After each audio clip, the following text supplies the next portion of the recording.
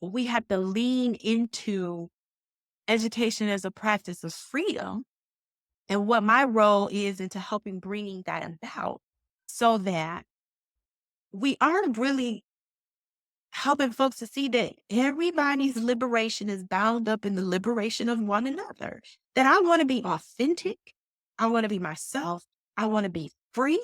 I want to be accepted. I don't want to have to put on airs. I don't want to have to wear that mask that have right. So the way that I get free is that then I have to work on behalf of the freedom and liberation of other people.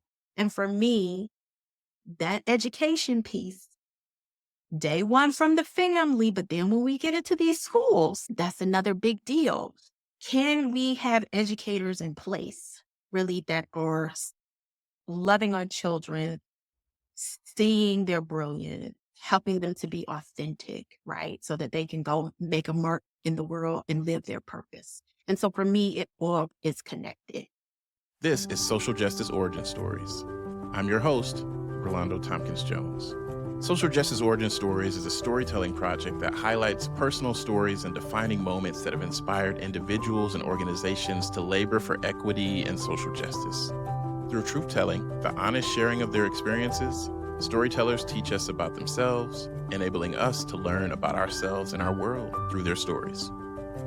By reconnecting with pivotal moments of activation in their lives, they invite us to do the same. At Social Justice Origin Stories, we believe that there's power in storytelling and lived experience is experience. There's room enough for all of us to do this work. There are many ways to contribute, and our contributions don't need to be the same.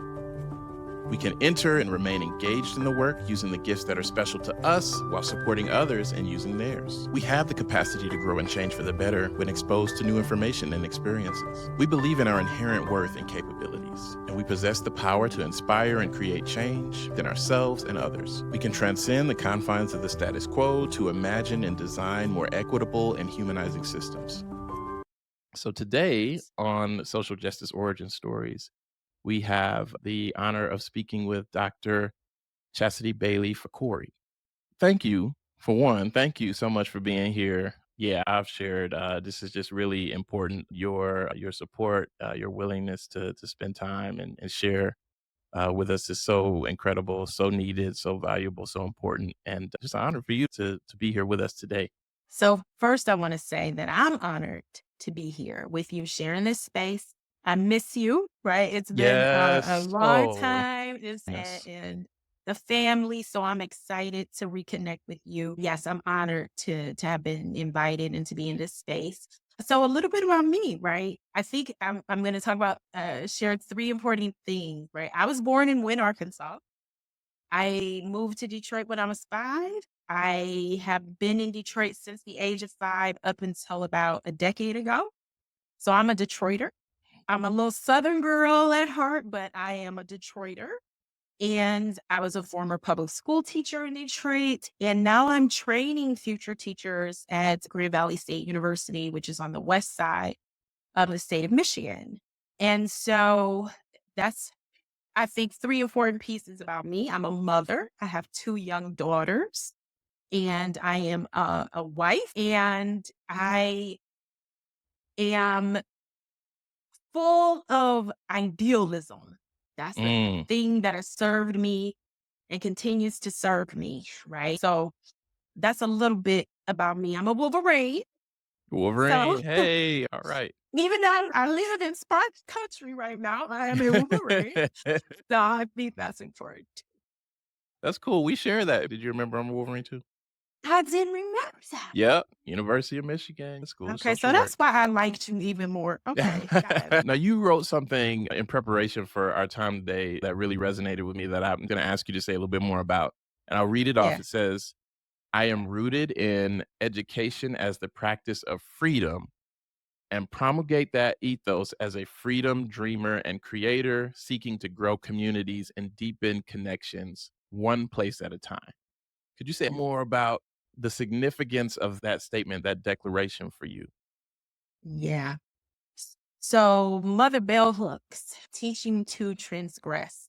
That was a book that I read that changed a lot for me. And that education of the practice of freedom, those are her words, but it's like something that was little within me before I even came across those words from her, right?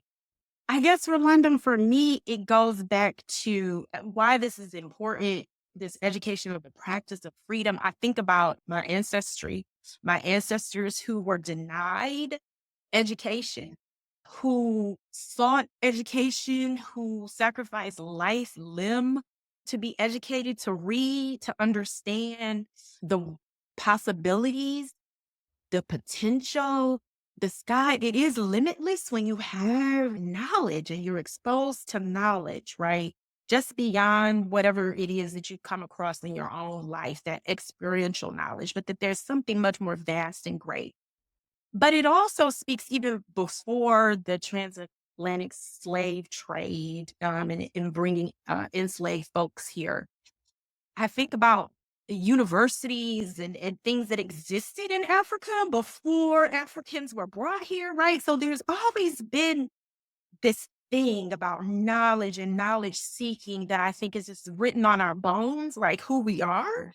And so it just really does speak to me to think about trying to reconnect folks to the Mm, power that it transcending oneself, right? I think about what is accessible and possible within that. And so I think about dreams. I think about, we talk about the ancestors, what you're wearing today, and you said, yes, I, my ancestors' wildest dreams, right? that's Like, right. I, That's right. it's not just about deconstructing, right? It's not just about talking about dismantling, but we got to be, okay, what we going to dream and build, right? What are we going to build from the deconstruction? Because we have to create. And so then our creations are limitless and boundless. But there's stuff out there we could create that we don't even know yet. You know what I mean? And so Yeah. from all of that is embedded in that phrase, education is the practice of freedom. There's stuff out there that we can create that we might not even know. So, yeah, the potential is limitless. Really? Now, as you reflect on your origin stories, I know there are things you were thinking in terms of being raised by your grandmother for the first years of your life in a racially segregated small town in Arkansas, growing up in Detroit in the 80s, also attending University of Michigan on the heels of the last Black Action movement. So that Arkansas thing and being raised by my grandmother, it's pivotal into really understanding who I am. My mother had me when she was 18. She was pregnant with me while she was a senior in high school. She was the oldest daughter out of 8 children. So there was a lot of shame that came with her having a baby out of wedlock and things that she needed to do for herself. And so for the first years of my life, my grandmother raised me here. And to know the woman that I am today, it goes right back to that and spending that time with my grandmother, being reared by her. My grandmother was one of those other mothers, right, in this small town in Arkansas who people looked up to for all kinds of things. And so we literally lived on the other side of the tracks. You read about that and stuff, but that was our existence, was all the Black folks was on the other side of the tracks and the white town was on the opposite side. And she was revered and respected. And I saw that and witnessed that not only for 5 years of my life, because every summer when we moved to Detroit in 79, every summer we would go back to Arkansas for the whole summer. So this was a constant in my life and things were just reinforced. And as I grew and learned, I saw things in different ways. And so I noticed early on going to the white side of town, going to the Walmart there, and the way in which when we would bump into white folks that my grandmother knew, there was this kind of like shirking, a little bit of the light dimming, like her standing to the side and Oh, these okay. these You noticed the as movements in her. yes, I know she was moving different in this space. Not the way that she would move when we were with the Black community in the town, right? She was this woman that everybody held in high regard and esteem. And then it seemed when we would go over into these white spaces that changed, something diminished. And it just struck me, especially one time I remember this young white girl called her by her first name. And she didn't preface it with Miss, right? She just said my regular name. And I knew even with the black folks, even folks who seemed to be close in my grandmother's age would always say Miss Geraldine. Mhm. Nobody just said Geraldine. And so that was just something that left a mark on me.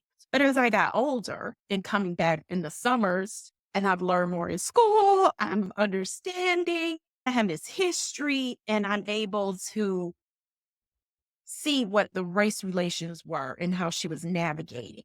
But that left a really indelible mark on me. I'll never forget that. And what I felt, the kind of anger, resentment that I felt when this young little white girl called her Geraldine. So those were lessons that I kept with me and began something right here. What is this about? Mhm. So that's important.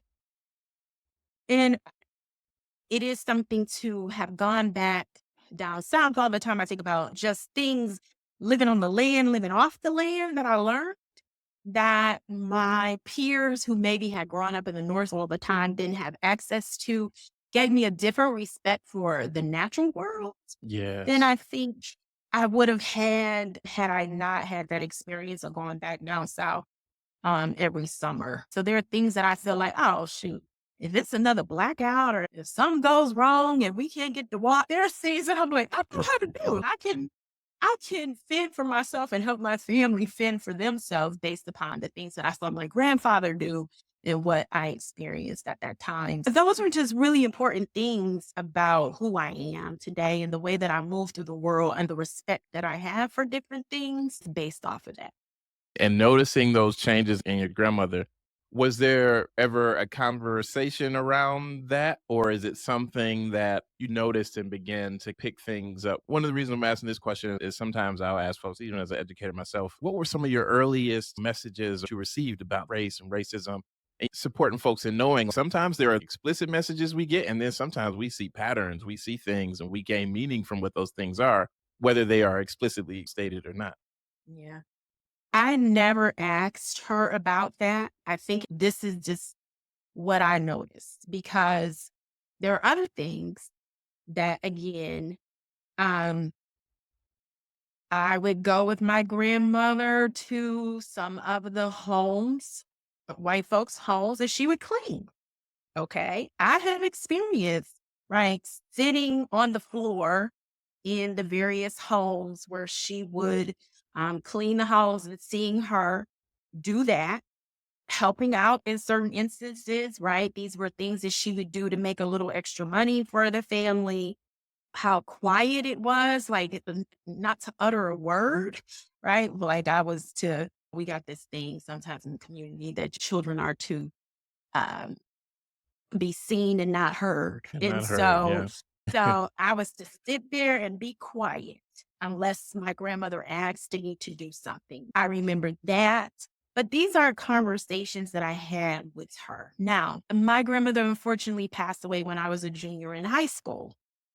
So I think there was much more for us to discuss and talk about, but I just didn't have the time, right? Her. Mhm. And even from being a young girl up until the age of 16, those still weren't topics that I would broach with her. I don't know, Rolanda, now that we're having this conversation, I'm thinking about it.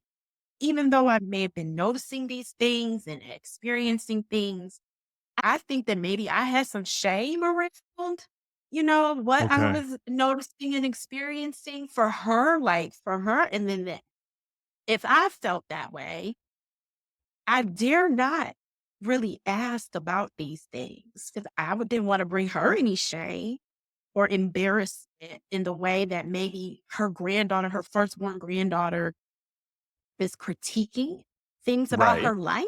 Who am I to stand in that as we're having this conversation? Because I know what I felt. And I think it just would have been, that's just not something that I would have broached with her for fear of, I could think of different phrases that she would have said, but Oh, just for yeah. fear of kinds of the shame. And this is, you don't know what you're talking about, little girl, whatever she may have been doing internally for her own kind of emotional and psychological protection for the That's right. conditions of which she was under. So I'm lifting her up and honoring her in this Black community because that's how people are interacting with my grandmother.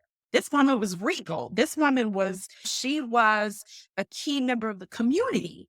And so while I was holding that, I also have this other thing that I'm holding about the way that I saw her move through certain spaces. And so it wasn't my place to ask about these things. Honoring and respecting that too. Just raising the point for folks as we're processing these experiences. Sometimes with some of those early messages we get, it could be things that are explicitly said to us, and other times it's patterns we notice. As I'm thinking about you sharing about your grandmother, I'm thinking about other things that even in my own experience that I didn't ask about, how my grandparents and my, my parents, sometimes the voice would shift on the phone depending on who you're talking to. Okay, you're talking to us a little bit differently than you were talking on the phone. Just the differences there, and for a lot of the same reasons you're talking about, like not really going into that because it's not necessarily the time and place to do it, and the dynamics were a little different. But just really noticing, oh yeah, things are different here. You move in one way when you're with us, and then we had to go out into the broader world. It's different.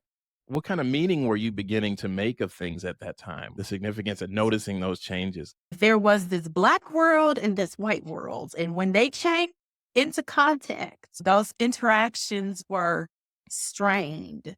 There was a lot of symbolism in movement, in physicality, in, again, whether you're putting a honorific before someone's name.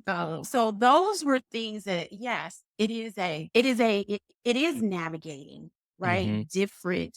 Different milieus, different. And so for me, that speaks to a skill, a competency, That's right? right. That folks who can do this dance, right? Really, That's right. um, can find some whatever success may mean for them or what we see outward, but that there is, if you can do this well, then it comes with some benefits, right? It comes with some benefits being in understanding the ways in which you're socialized into the Black community and certain things about your language and certain things about the way in which you do move your body and certain things about inflection and those things that they Hmm. can bring about some benefits for you. And then also when you are in this white dominant space and you are able to read the cues and understand and then utilize the appropriate norms. And then again, we get to talking about language. So this real whole idea about the kind of code switching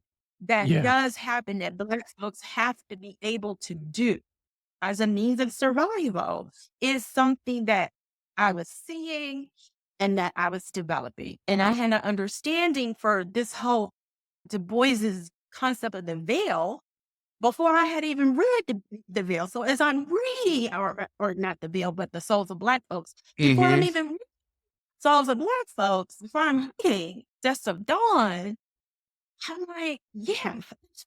And I also began to understand that having this knowledge of this internal community, this internal race-based community, but then having this knowledge, but intimate knowledge and understanding of this external white community, like this was something that it is something that I have to do or I have to know.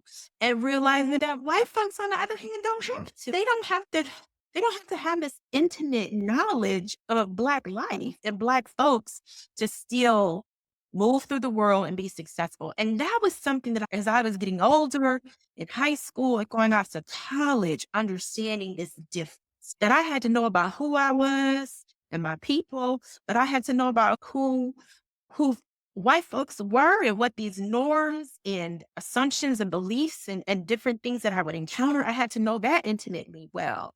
It wasn't the reverse, right? That wasn't necessary on their end. And so these Yeah. are things that I took from it. And there were other observations you began to make too, a friendship with a little white girl as early as second grade, and dynamics there. And then also having Black teachers throughout your elementary and secondary education. We moved to Detroit in 1979 Yeah. from Arkansas. And We moved to a neighborhood on the west side of the city. I grew up on the west side of the city, near 8 Mile and Greenfields. Across 8 Mile was Southfield, Oh, Oakland yeah. County, right? So, 8 Mile Road, I know where you at. the physical delineation of 8 Mile Road, but also the mental and psychological delineation that 8 Mile Road has for African American folks in Detroit. So my neighborhood was still in 79, 80, up until about 85, I would say was still integrated. Like we had white folks on the block and black folks on the block as well, right? And probably after 80, the demographics began to shift to become more um, African American, and the white neighbors were moving out. There was a little girl that I met.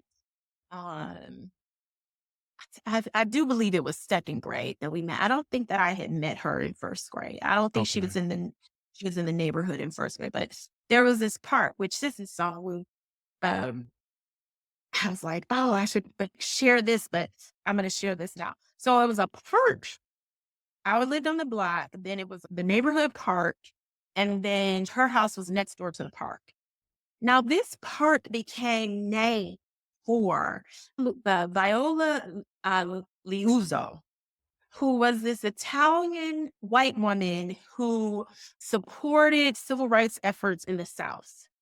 And she was murdered. I remember when they changed the name of this park to honor this white woman who uh, had her life taken away from her, given the work that she did. And so it's just so interesting. That's what the park became named. But the little girl, I met her in second grade. We found out that we lived just a block away from each other, pretty much, and would want to walk to school together. So one day, I went to her house. It's gotta get weird. It's time for me to go to Beth's house so we can walk to school together. And her brother answered the door, older brother.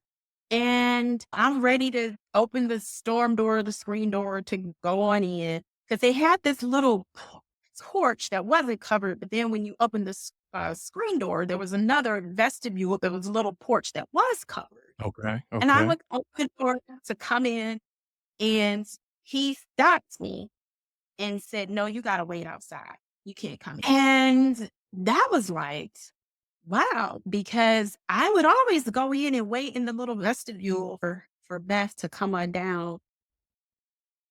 And that felt really weird, right? Really weird. And I didn't say anything to Beth about it. I had this feeling, and we just trotted on down the sidewalk and went to school, walked to our elementary school. And then I don't know. I think second, third grade. I don't think best. I think by the end, maybe of second grade or maybe third grade, because we weren't in the same third grade classroom together. I think her family ultimately, after a year, moved out the house. And so don't know where she was. Would be able To to this tell you day where now. she was to this Yeah. day. Yeah. But Mm. it's like, "Ugh, something is not right here. This isn't right." When Beth has come to my house, we didn't have the little covered porch. You come off the porch and you go right into just the little hallway in my house. And she would come in and be in the hallway and wait for me and everything. And my parents were always my mom or dad. "Oh, hi, Beth." I never got that from her family. As I think back on things, even being in the vestibule, sometimes I don't know if her mother would just peer around the corner from the kitchen, but nobody would ever speak. So those are things, Orlando, that just you get. That's the the first time that I personally felt that feeling of, ugh, something isn't right here. Even with my grandmother seeing things, but it was like vicarious. It wasn't directed at me when I see. This is the first time that this thing was directed at me, right? Mhm. And just left a really bad feeling. Yeah. In addition to that, or contrasting that, having Black teachers throughout those early years in your early and secondary education in Detroit as well. What are some connections and you might be able to draw between those experiences? I think um I was so fortunate and didn't even realize how fortunate I was at the time.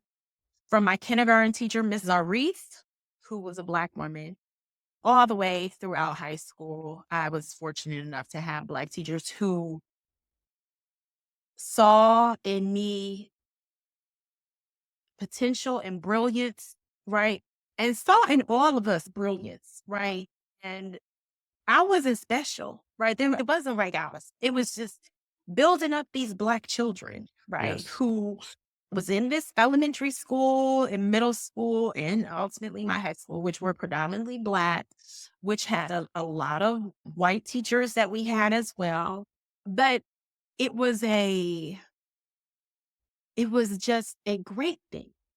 I loved, I loved to read. So my third grade teacher, Miss Jones, Angela Jones, I'll never forget her. Um, I love to read, and she just stoked the fire even more in me to read. She would praise me in my reading and the work that I would do in my English language arts class. And I would go home and I would look up words in the dictionary because I wanted to come back to school and impress her. I wanted to Yeah. hear some, and so I grew an appetite for that. Well, she was so fantastic and so wonderful, and I had other teachers, Black men and women, elementary school and middle school, my counselor, Mr. Banks, who got me into entering oratorical contests and doing very well in these oratorical contests and just having these teachers just really just pouring into me. But I will never forget in my seventh grade English class, I had one teacher who I can't even think of the name of the book that I read, but we would have to do these book reports every so often. And I wrote this book report. I loved reading and I loved writing.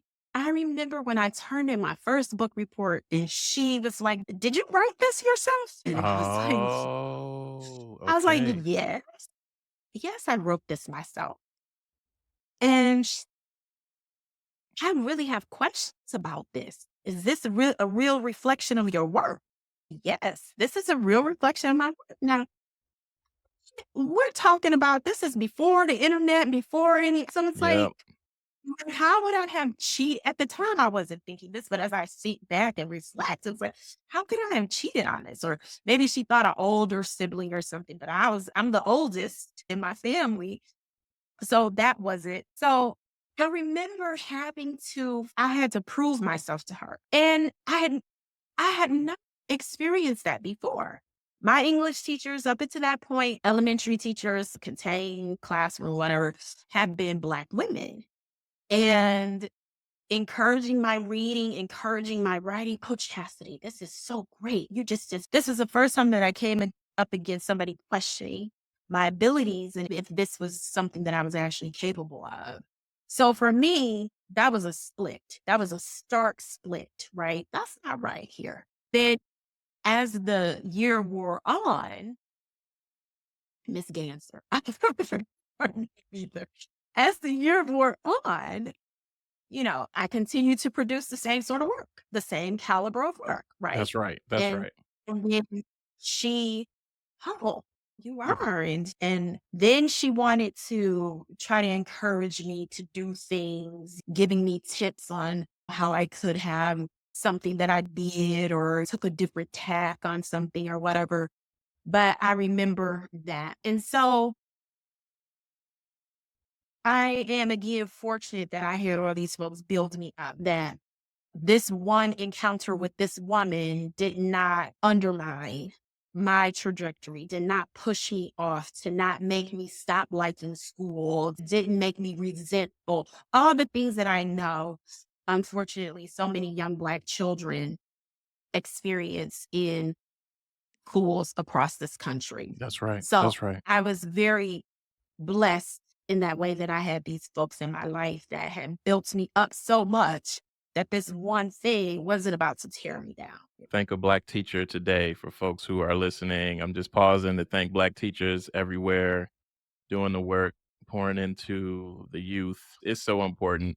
When you were talking, it made me also think about my experiences as well, particularly when you were saying something to the effect of, I might not even appreciated it and its fullness at the time, but I'm thinking about that too. Hey, growing up, hey, I'm a product of Detroit Public Schools, and I often say, and talking to folks these days, having the majority of my teachers be Black from preschool all the way through was significant in terms of now thinking in retrospect, in terms of even at a level of imagining and recognizing what my level of possibility could be, that pouring in of affirmation. And I loved how you talked about, oh yeah, I wanted to go back and learn some stuff so I can like impress her because I wanted to hear more of that. There's also a skill in that. So you studying, you got more knowledge as you were doing that. And so that positive reinforcement had a good impact on you. And so, yeah, I'm just thinking back, the math teacher, the writing, English, reading, got into high school, like physics and things like that, social studies and all of that, just having the experience of being educated by Black teachers and just oh, as you said, it just reminds me. I just didn't fully appreciate it in the ways that I do now, but it was such a gift. It's so powerful. And I loved how you talked about the impact of that because what I'm getting from what you're saying is you were poured into, you were built up to the degree that, oh, yeah, you clearly knew that this experience you were having with this white teacher was wrong, but that wasn't enough to tear you down and derail you in the ways that, yes, unfortunately, like from very early ages, so many Black students can be derailed from that treatment. I'm listening to your story and it's, oh, I have a question about this. But the question was actually an accusation, right? And it's rooted in that person's sense of expectation. It's like, oh, I don't expect you to be able to write at this level, which says a lot more about them and their socialization and what they bought into than you as a person. But I love how you shared the power of being poured into so much to the degree where, oh yeah, you recognize what was going on, but that wasn't enough to stop you or derail you. It just speaks to the importance of a Black teacher. And you're a Black teacher yourself, you're a Black educator yourself. So thank you. But yeah, seriously, folks who are out there listening, thank a Black teacher today, thank a Black educator today. And if you are listening and you are a Black teacher educator, thank you for everything. Seriously, for everything that you are doing. Your work is so important. You are so important. So Yeah. all the things you said, just maybe you want to just pause for a minute and just say thank y'all because Yes. that is so significant. I Yeah. just it just needed to be, I just felt it needed to be said. So thank you for also giving me the space to share that in the midst of you sharing your origin stories here. You've had those experiences, those early experiences. How do they influence your current work and activism in terms of your understanding of social justice issues? How do they influence how you show up today? Influence, inform, yeah, all of Mhm. that. I've seen all of that because one of the things in thinking about where I am at this particular point in my professional journey and then the journey to just becoming a better human is I had teachers who challenged me in high school to why you gonna run away from the city? Come back to the city. To folks wanting to leave Detroit after they graduate college or what have you. And I took that charge really serious. Why? I had all these people who helped me, shoulders I'm standing on. I want to come back to my city.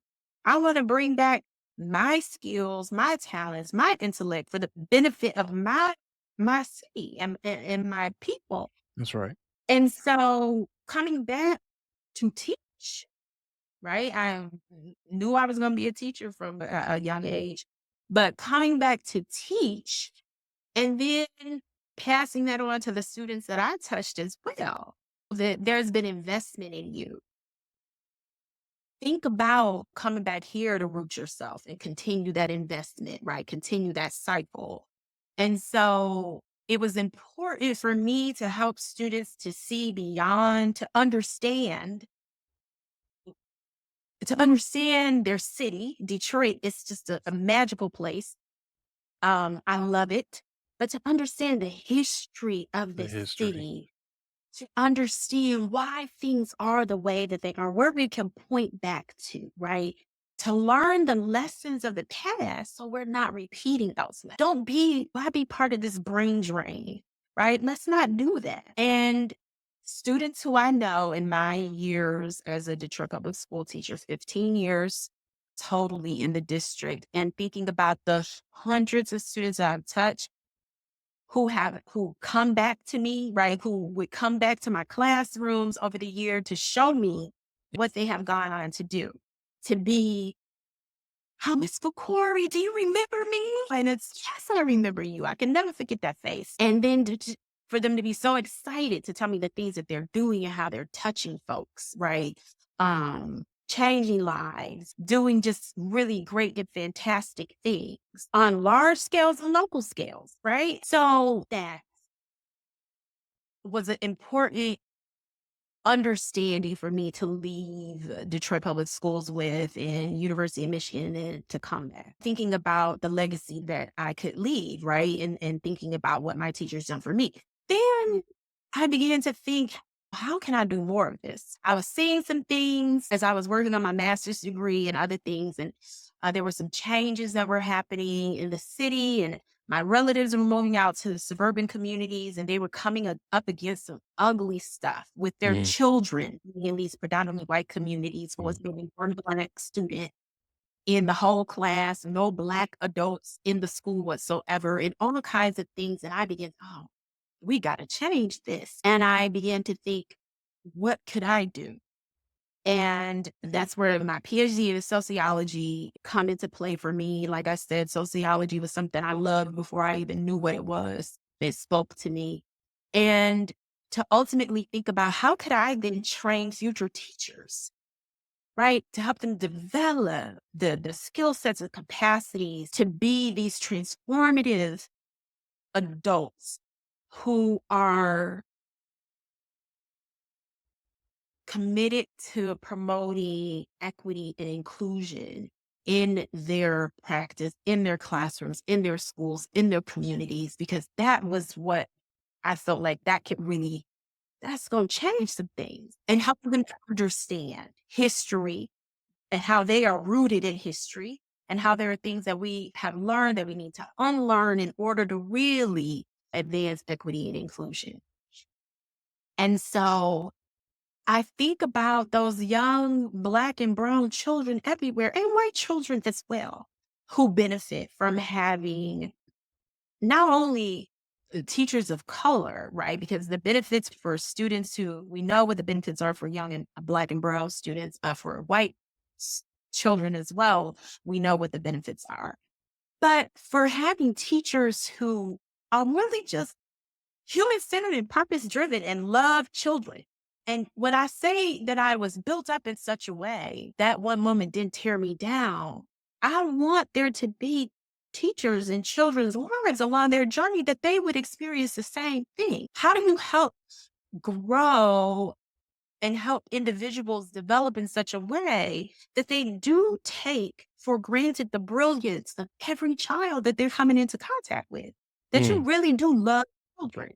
Because if so, then you are going to, Frederick Douglass wrote about building up children, right? That it's better to build child up than to repair adults. mm, How are we at a place where we really are living into that about building children up? And so that is really part of what is at the root of the work that I do and why I'm called to do the work. Because it's not then just about race and ethnicity, right? It's about citizenship status, it's about ancestry, it's about heritage, it's about sexual identity and orientation, it is about gender identity and expression, it is about class, it's about religious affiliation. So if you really are, right, talking about loving children and wanting to build children up in such a way that they are so armored that whatever comes at them, it is not something that is going to knock them off their game, right? Or they understand how to go for the help or support that they need if they do face some kind of adversity, right? That they know what their resources are. Then for me, it all makes sense. It all makes sense that we have to lean into education as a practice of freedom and what my role is into helping bringing that about so that we aren't really helping folks to see that everybody's liberation is bound up in the liberation of one another. That I want to be authentic. I want to be myself. I want to be free. I want to be accepted. I don't want to have to put on airs. I don't want to have to wear that mask. right? So the way that I get free is that then I have to work on behalf of the freedom and liberation of other people. And for me, that education piece, day one from the family, but then when we get into these schools, that's another big deal. Can we have educators in place really that are loving our children, seeing their brilliance, helping them to be authentic, right? So that they can go make a mark in the world and live their purpose. And so for me, it all is connected. It's all Yeah. connected. It's all Yeah. connected. You shared so much just now. What's a core message that you hope results in the actions that you're taking now? And as an educator yourself, also educating and supporting teachers who are in the schools as well, in the work of building up these kids, as you described. What's a big takeaway that you hope will be communicated through your actions? I think what you started off with about how some folks who, when we think of these big heroes around civil rights and justice, are these folks that seem um, their lives don't seem accessible to us.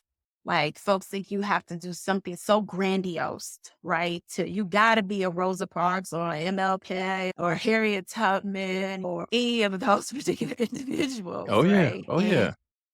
no, you can be a whoever you are, making your mark that will ripple out, and you never know, right? The effects of those ripples. And the more of us that are like dropping these pebbles into the pond because we are building community, we are seeking to widen our networks in our the families, those folks who ain't even kin to us, but are like kin to us. The more that we move through the world understanding the impact that we truly can have, that is what is important. I think just to try to be your best self, right? And understand that you are a work in progress, that we will never be complete, right? That this journey will end and we won't be complete, right? What are we striving for? What are we striving for? And not on a so big, again, not on a big scale. In the way that I am with my children, with the way that I am with my neighbor that lives next door, the woman in front of me at the grocery store, right? The car behind me on the freeway or trying to merge in, right? Trying Trying to to come to the merge. green Yeah. light. Because there's a level of intention and care even in that moment, trying to Yes, merge that can go a few different directions if we're not intentional, right? I know that intention and care. How am I moving through the spaces that I am in with intention and care, with extending grace to people I do not know, and not necessarily for any benefit of my own, but you just never know. You really just never know what that one act does for someone else. And so, what I think about is if anything, that I'm just understanding and I have the humility to know that there is more for me to learn, but I can do the little things that I do every day have impacts that I don't even realize. I may not see the actual fruits of that labor, but that's okay because I know that my ancestors moved in a way that they knew they were not going to be here to see the fruits of the labor, to see the fruits of the resistance, but they knew it was going to bear fruit. And I Mm. am standing as a result of that. And so I would hope that people take comfort in understanding that there are some things that you're doing that you are planting seeds that will not bear fruit for a while, but that's okay. Um, but that's okay. And I think the more of these kind of singular sorts of events, these kind of singular sorts of actions, that they are additive, that they do build, that maybe in certain instances they become exponential. And so I find comfort in that. Yeah. Thank you. Thank you so much. You mentioned some teachers, you mentioned bell hooks, you mentioned a few others, but if you have any additional thoughts around just anyone that you would like to name, and it could be persons, it could be places, institutions, it could be books or anything like that. But Just things that are on the top of your mind now that you'd like to name as being Yeah. influential in supporting you in your journey. The women in my life, first and foremost, from my grandmother to my mother, my aunts, cousins. Like, I have a strong sisterhood. I have a strong circle of women that I am a beneficiary of, right? And so that's number one. And then, of course, there were teachers throughout my high school career that were really important for me. And then when I went to the University of Michigan, I was really fortunate. Robin D.G. Kelly was a guest. I think he was like a visiting professor or scholar for 1 year at U of M, and I had the benefit of they used to call it CAS, the Center for African and African Oh, American yeah. Studies. Mhm. Yeah, it was, no, they did not, they weren't a department yet, so you could take CAS courses, right? And so he taught I don't know if it was cross-listed between CAS and sociology or something, or history. I'm not really sure, but I got to take a class with him one semester, a seminar. It was phenomenal. Before he became Robin D.G. Kelly, I went off to UCLA, and so that was an important class. And I also had another CAS course. I think it was my introduction to African and African American Studies course was taught by Barkley Brown, who is at the time, I don't know if she's still with us or not, but perhaps she is. But this concept of womanism, she was one that connected and introduced that to me because I wasn't aware of Alice Walker's work at the time in Search of Our Mother's Gardens. And some of the things that she brought into that class was just like, it was just like Mhm. opening my mind. But those CAS courses, ooh, those were so important at University of Michigan for my development. So definitely want to give a shout out to the two of them. And then from folks that I've read, Patricia Hill Collins is an important social theorist, a Black feminist, Black women's standpoint, Black feminist thought was the book that she wrote that had a huge impact on me. Of course, W.E.B. Du Bois, I talked about the souls of Black folks, and that book was just phenomenal and fantastic, and just it was just great. And Du Bois is an important voice for me. And I think about, I guess, if I had to, I'm thinking about, you said bell hooks, of course, and Audre Lorde as well, other folks who were important. But then there's some other folks who, some of the just blow my mind, intellectual pioneers. So I think about Walter Rodney and racialized capitalism and what he wrote about. Then to think about some West Indian and Jamaican scholars that just I didn't know to till I got to use them, or even at Wayne State when I was doing my graduate work and I was able to lean in a bit more. But thinking about the ways in which capitalism is racialized, that Yeah. wasn't something I understood before. So that was something that was really important to me. Nikki Giovanni, no, right, Maya Angelou, another. Tony, Wood, of course, and James Baldwin. And if I'm going into for our literary heroes, and Oh, those yeah. would be ones who were extremely important for me. Now, if you had an opportunity to say thank you to any of the folks that you mentioned, some folks that you mentioned, they may be still living, some folks may not be, but if you had an opportunity to say thank you to them individually or broadly, what would you say from a place of gratitude if for some happenstance way, either the persons or perhaps their families or folks who might have been connected to them could hear the message? What would you say? I would be thanking my mama for her mama.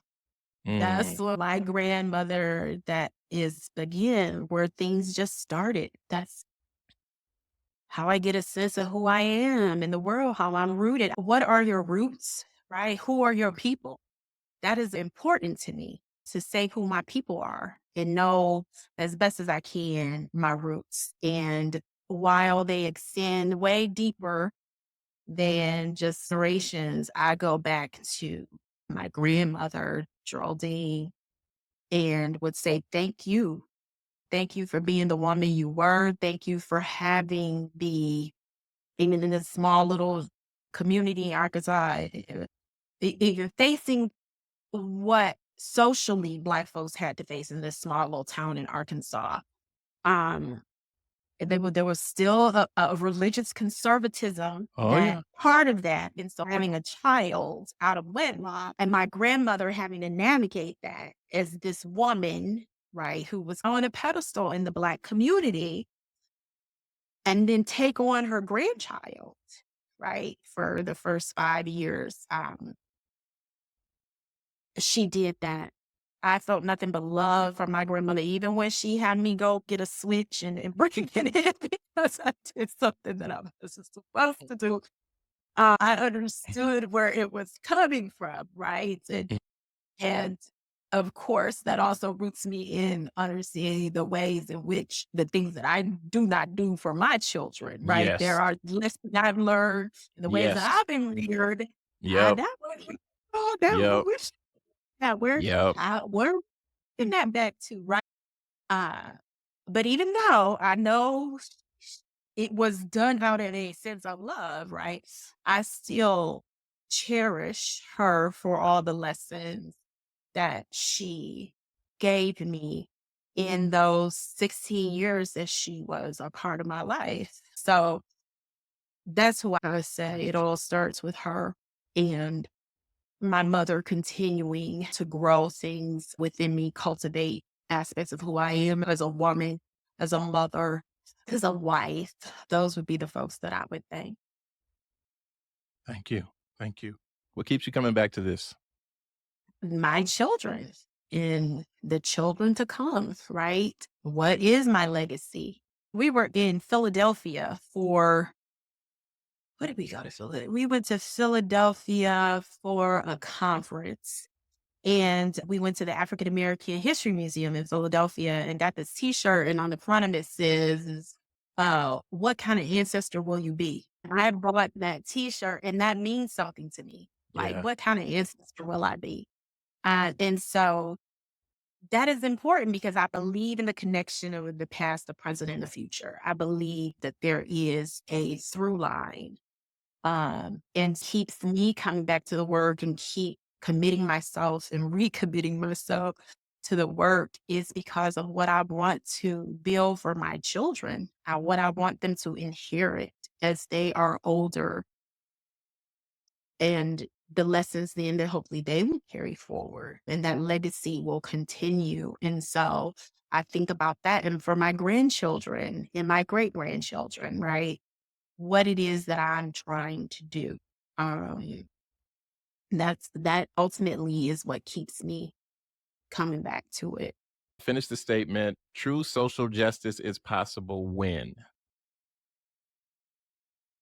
Woo, true social justice is possible when we work in spite of fear, in spite of doubt. There's another Audre Lorde quote about the power. What does she say about that we are fearful of our own power? That once we can accept that we are powerful, right? And we move in that space, that we can make things happen. I think that's true social justice. Like, I know that I am powerful, right? And I'm going to use it to bring about justice for all folks. So, yeah. Okay. Let me be quicker. No, you good. You good. You speaking to me and you speaking to a lot of people right now when you're saying this. My approach to social justice is shaped by Grace, that everybody is not chastity, that everybody is at a different point in their journey and that we have to make space for that, that there is an urgency to this, but that uh, that grace, I have to extend that. So, yeah. understanding our social justice origin stories is important because What you said early on resonates with me. There's so many pioneers and heroes who sacrificed themselves they can become inaccessible to us. And you talked about humanizing these folks, that they can become dehumanized. And that really landed with me. Um, and so I think, yes, what are the stories? What are these pivotal moments in folks' lives?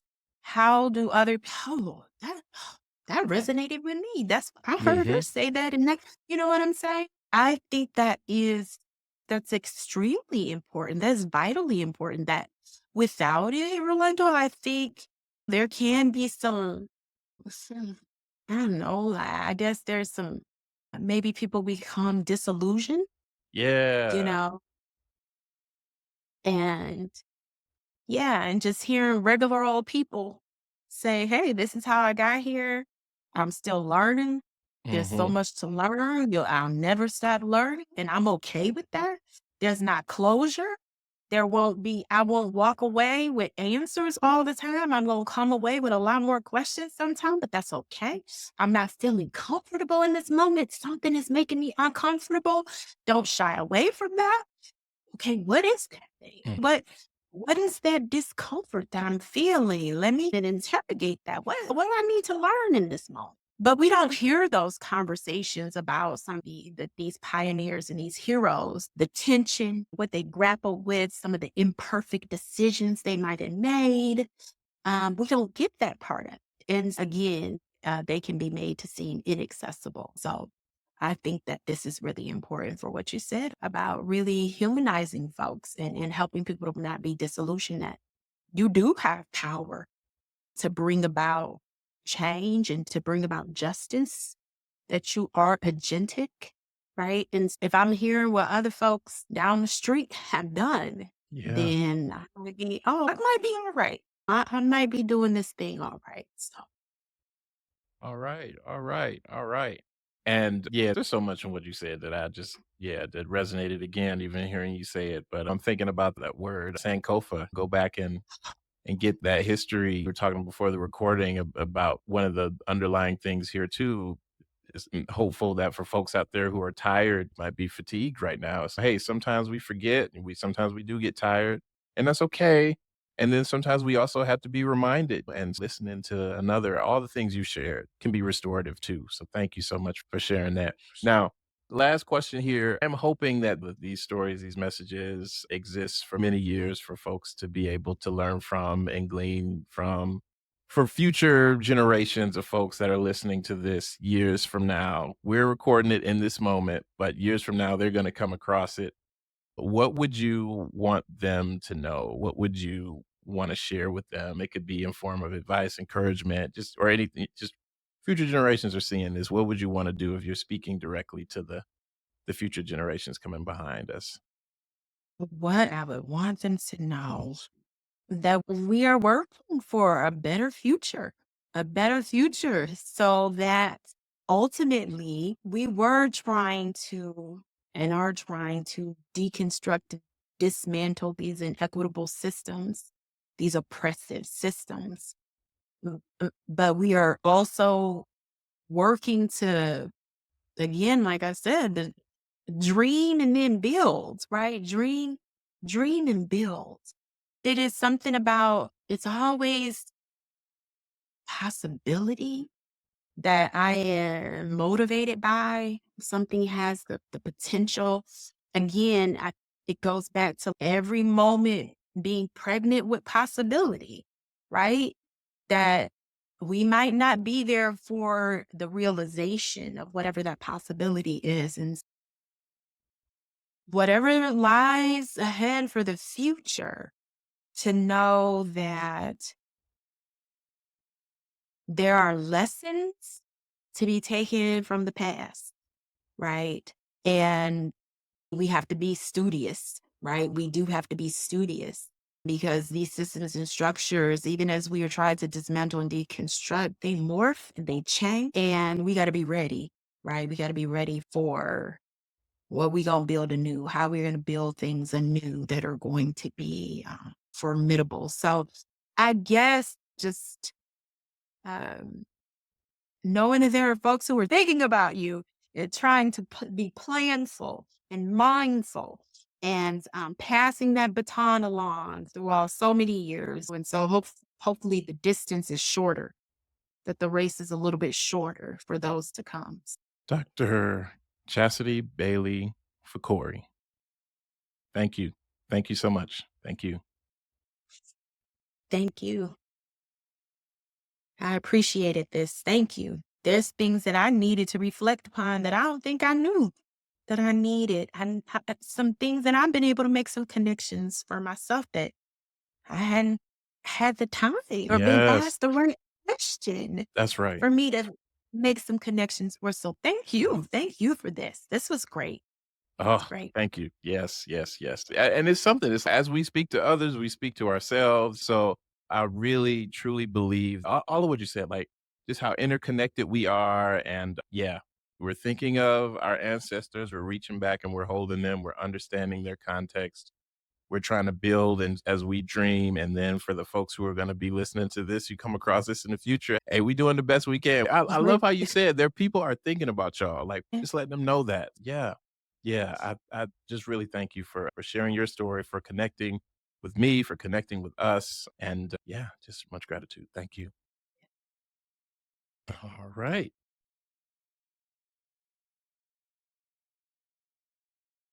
Thank you for listening. If you enjoyed this episode, please leave a review on Apple Podcasts and subscribe to Social Justice Origin Stories there or wherever you get your podcasts. You can also watch video episodes on YouTube at Social Justice Origin Stories, and I'd really appreciate it if you subscribe there as well. Video episodes are also available on the project website, socialjusticeoriginstories.com. Follow the project on Instagram at Social Justice Origin Stories. I'd love to hear about how you're engaging with the stories. Share your thoughts at socialjusticeoriginstories.com/contact or by emailing stories@socialjusticeoriginstories.com. To support the work of Social Justice Origin Stories, consider becoming a monthly patron.